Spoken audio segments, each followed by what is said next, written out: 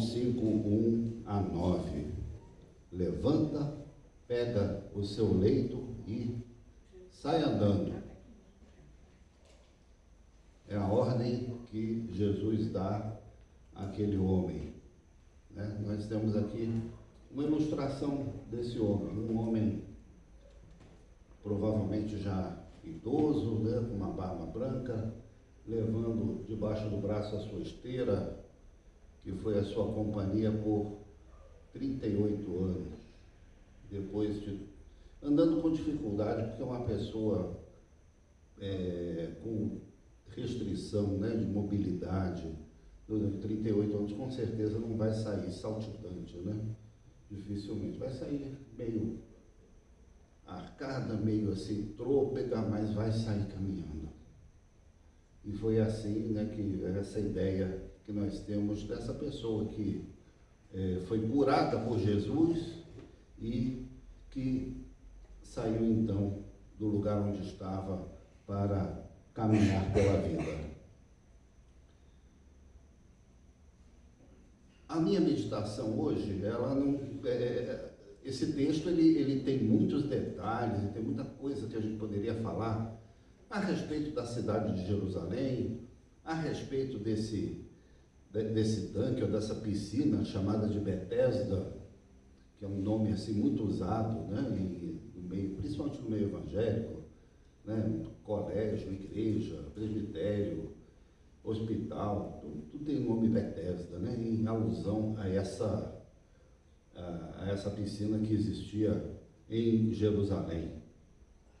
Mas não vamos nos detalhar tanto nessa questão histórica. Eu quero me concentrar mais no diálogo dessa pessoa com Jesus. O que aconteceu ali que levou à cura dessa pessoa? Mas eu posso dizer que Jerusalém sempre foi uma cidade religiosa, uma cidade considerada cidade santa. E toda cidade santa atrai pessoas pobres e pessoas doentes. Seja em Jerusalém, seja na Índia, seja na China, seja no Brasil também, que temos várias, né? Cidades santuários, né? Aparecida, no Trindade de Goiás, Bom Jesus da Lapa, né? A própria cidade de Belém do Pará, que tem lá o Círio de Nazaré. Então, são cidades que recebem peregrinos, recebem pessoas com motivação religiosa, que se espera sejam pessoas mais sensíveis, um coração mais aberto, né? Então, justamente a essas pessoas que os mais necessitados se dirigem para obter alguma coisa para a sua vida, para a sua cura, enfim. Então, Jerusalém era frequentada por pessoas nessas condições. E aqui nós temos, então, um ponto de concentração justamente dessas pessoas, porque ali se acreditava que um ser sobrenatural, conhecido aqui chamado de anjo, agitava aquelas águas e quem entrasse primeiro na água então receberia a bênção da cura. Se vocês repararem no texto que nós lemos, no texto que se encontra nas nossas Bíblias, essa descrição está entre colchetes. Ela não é parte do texto original em diversas versões mais antigas do Evangelho. Ela foi acrescentada ali. Não que o evangelista acreditasse naquilo. Ali foi colocado mais para detalhar a motivação pela qual as pessoas procuravam aquele local, né? Porque se acreditava que alguém então vinha e abençoava aquelas águas e elas então curassem as pessoas. Então o que nós temos ali é o verdadeiro pátio dos milagres, né? Pessoas aguardando uma manifestação sobrenatural e exatamente também, além disso, um ambiente extremamente competitivo. extremamente competitivo. Ali você tinha pessoas de diversas condições, portadores de deficiências mais variadas, não é? Todos ali com os olhos fixos na água, esperando algum movimento da água ali para então se jogar e ser o primeiro e ali então naquela oportunidade receber a cura. E os outros que esperassem então a próxima manifestação. Um ambiente competitivo, né? E desigual, porque tinha gente ali que provavelmente tinha um familiar, tinha um cuidador, tinha uma condição um pouco melhor que eventualmente podia pegar essa pessoa e jogar ela dentro da piscina. Mas esse homem, esse indivíduo, estava doente há 38 anos. Provavelmente, muito boa parte deles passados à beira dessa piscina, não é? E pelo que se descreve a condição dele, ele não tinha como se mover sozinho. Talvez fosse até uma pessoa tetraplégica, né? Uma pessoa com severos problemas de mobilidade para conseguir, então, entrar naquela água. E como ele não tinha ninguém, né? Isso aí é uma outra situação também que ele vivenciava, uma situação de abandono. Ele estava jogado ali na beira daquela piscina. Não tinha ninguém por ele para colocá-lo dentro da água. Nem parentes, nem outras pessoas, amigos, alguém que se colocasse ao lado dele para passar ali aquele tempo à espera de uma nova chance. Ele estava ali largado no meio de todas aquelas pessoas em busca de uma cura. Vejam que situação então lamentável, né? Lastimável. Ele, 38 anos, era praticamente uma vida na Palestina dos tempos de Jesus. Muitas pessoas morriam antes disso por conta de doenças, porque não havia, não se conhecia tratamento, ou por causa de guerras, ou por acidente, ou por qualquer outro motivo. Então ele já era alguém que podia se dizer que tinha passado a vida dele nessa condição dessa doença. E Jesus, então, a piscina ficava em uma das portas da cidade, a Porta das Ovelhas. Jesus, então, passa por aquele lugar e vê aquela cena. Aquele monte de gente ali esperando, então, a água se mexer para mergulhar e para ser o primeiro, né? Para ser o vencedor da bênção, né? O vencedor da cura.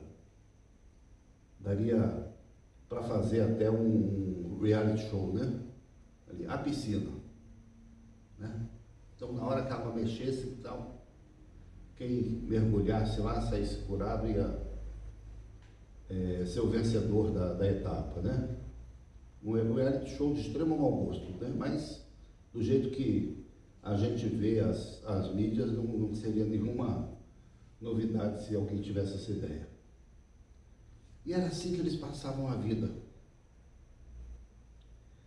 Jesus, vendo aquela situação, ele estava perto daquele homem deitado em uma esteira no chão e deve ter chamado a atenção dele, porque ele não estava ali sentado na borda da piscina, ele estava ali largado.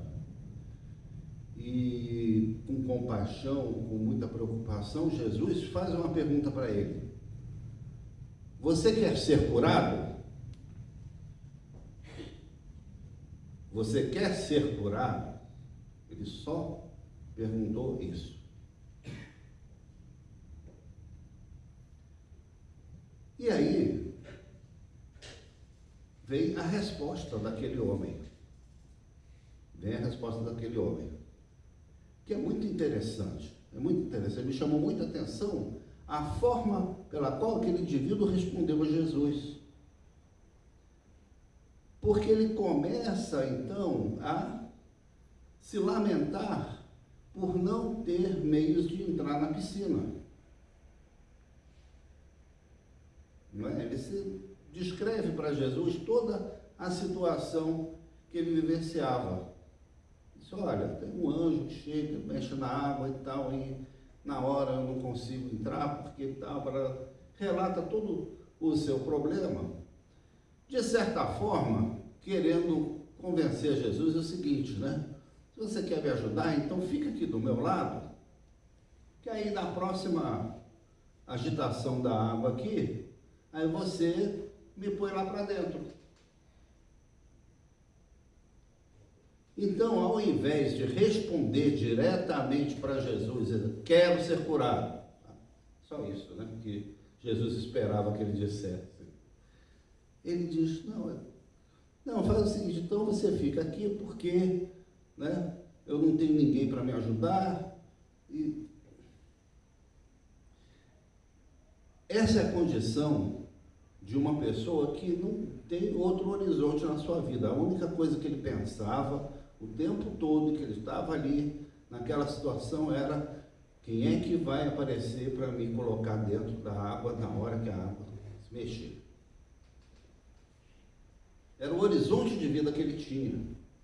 Então não vamos condenar esse indivíduo pela resposta que ele deu, porque a vida dele, a perspectiva da vida dele era aquela. Ele acreditava que ele seria curado daquela forma, e aí ele começa a explicar para Jesus como é que Jesus tem que agir para que ele seja curado. Mas ele não conhecia Jesus. Provavelmente é a primeira vez que ele encontrava lá, talvez alguém tenha comentado a respeito de Jesus, não é? Aí Jesus viu que ele não tinha compreendido exatamente a pergunta que ele estava fazendo. Você quer ser curado? Isso me chamou muita atenção, porque muitas vezes nas nossas vidas, e a gente tem, né, um exercício de oração aqui, temos toda quinta-feira, toda semana, a gente tem se reunido para orar por uma longa lista de pessoas enfermas, não é? Fora as outras coisas ao longo da vida que a gente já pediu a Jesus, que a gente já clamou, que a gente já suplicou diante de Jesus. E muitas vezes nós temos orado dessa maneira, da mesma maneira com que esse indivíduo respondeu a Jesus, não é? Então, nós pedimos a Jesus coisas que são para a nossa imaginação, para a nossa concepção, os meios da gente alcançar a felicidade.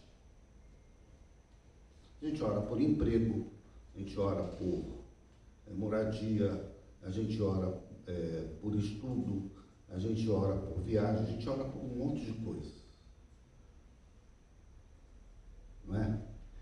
E a gente especifica bem para Jesus, né, como é que a gente quer ser abençoado. É o normal, né? Eu quero ter uma nota boa na prova do concurso tal. Vou fazer concurso, eu quero ser aprovado ali. Nós especificamos a maneira, o meio pelo qual Jesus vai abençoar a nossa vida, e por esses meios a gente vai alcançar uma certa estabilidade, uma certa tranquilidade. Nós vamos viver então felizes na presença de Deus, se formos atendidos naquela nossa demanda. É necessário nós estarmos sempre abertos à possibilidade de Deus querer nos abençoar de outra forma, em outro lugar, fazendo outra coisa, em outra situação. É necessário a gente ter essa consciência que, eventualmente, uma oração nossa pode não ser atendida, um pedido que a gente faz pode não ser contemplado. Jesus não pegou esse homem e não colocou ele dentro da água do tanque de Betesda. Era o que ele mais queria, mas Jesus não fez isso. Jesus não fez isso. Jesus podia ter olhado para ele e disse: meu amigo, não foi isso que eu te perguntei. Não foi isso que eu te perguntei. Eu perguntei se você quer ser curado. Que meios vão ser usados para você obter a cura? Isso você não sabe.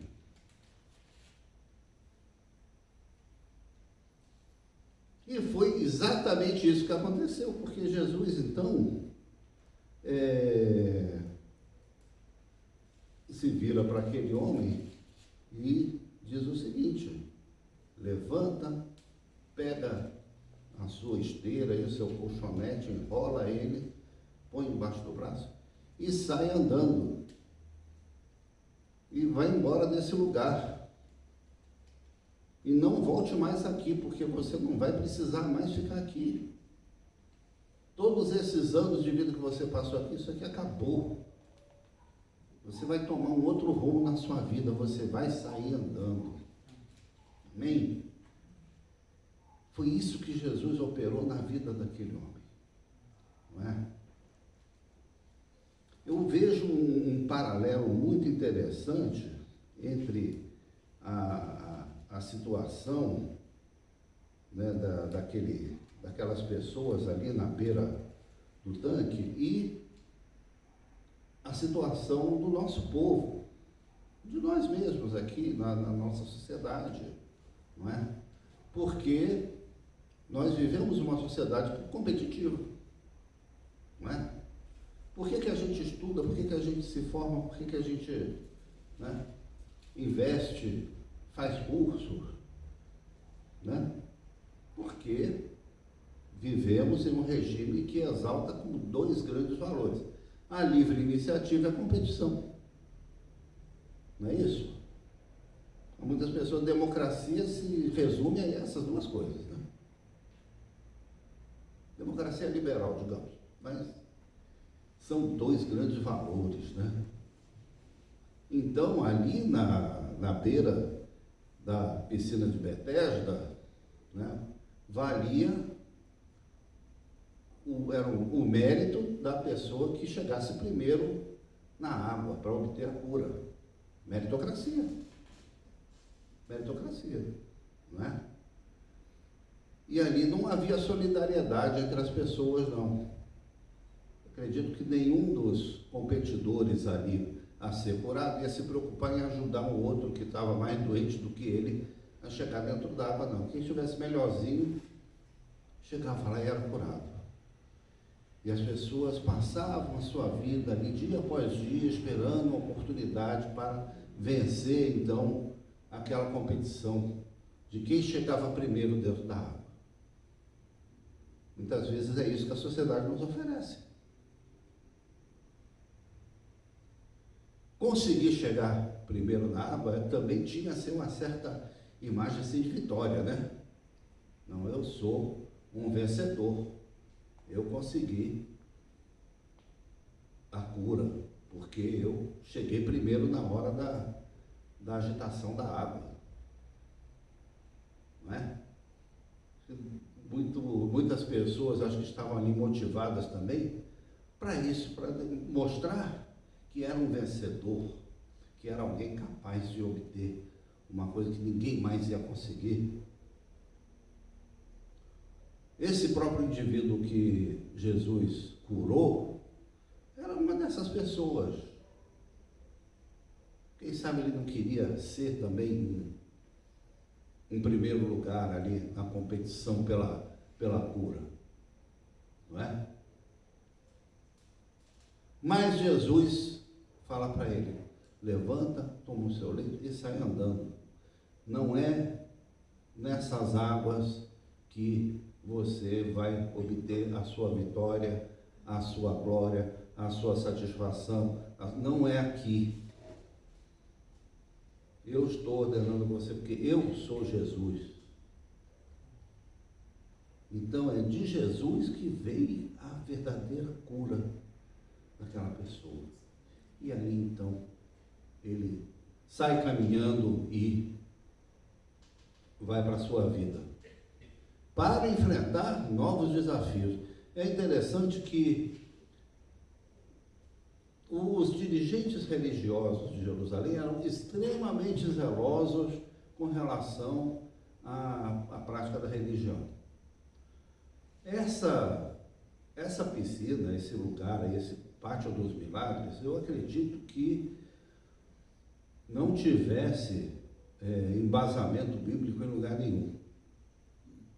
Entendeu? Que Deus ia curar as pessoas a partir de um anjo que ia agitar as águas. Eu não vejo na Bíblia embasamento para esse tipo de coisa, né? Ali era um verdadeiro curandeirismo, né?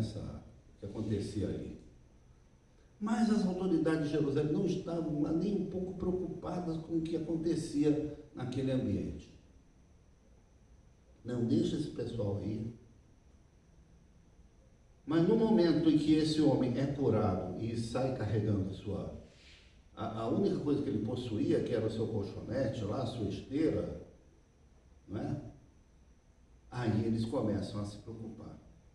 Aí eles começam a incomodar. Cara, senão você não pode sair pela rua carregando isso embaixo do braço, porque hoje é sábado, então a lei proíbe, você está violando o sábado, você está violando a lei de Deus. Enquanto você esteve doente, enquanto você esteve lá abandonado, enquanto você esteve jogado ali, você não estava violando lei nenhuma. Você estava totalmente dentro da lei. Mas no momento em que você recebe a cura, no momento em que você desperta para a vida, aí pronto. Aí você começa a incomodar a religião.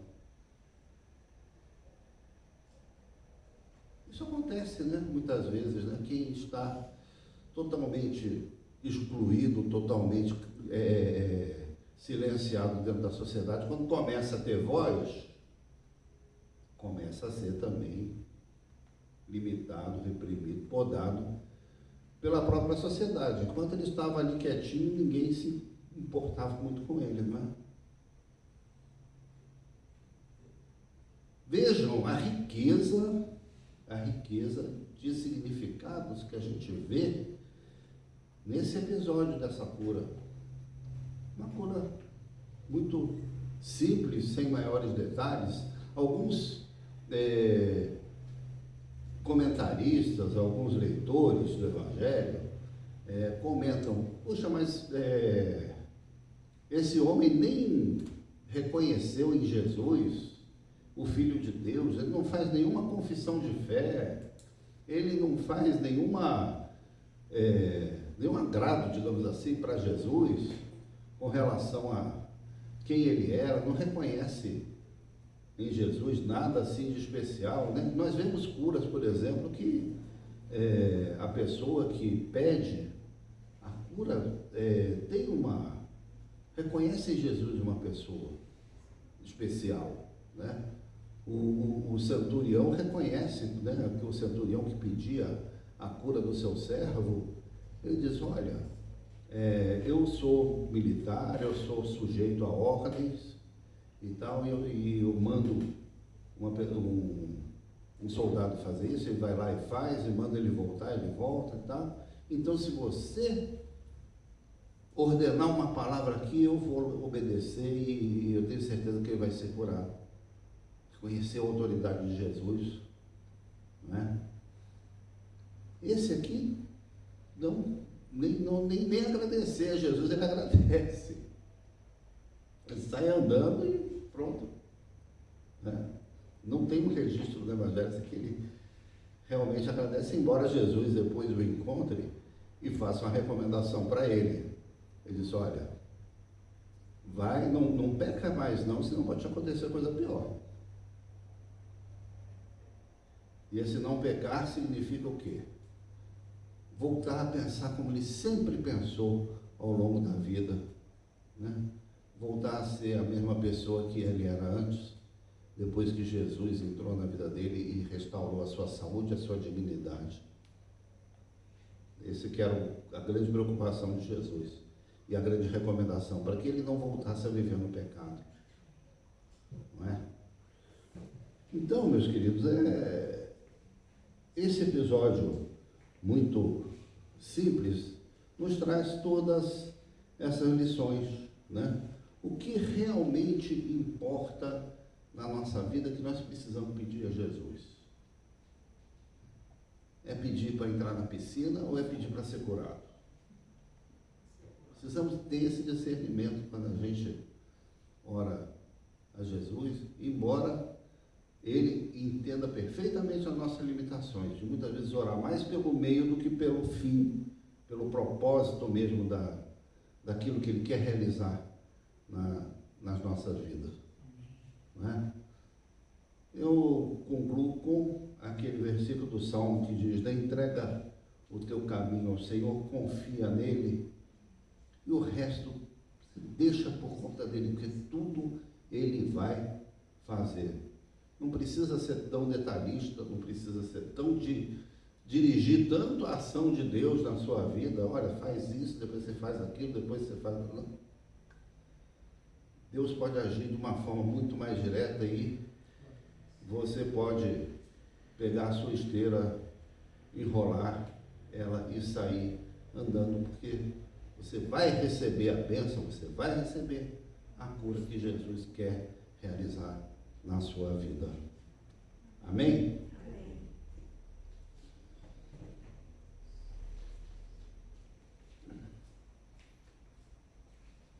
Vocês devem estar notando que hoje eu estou usando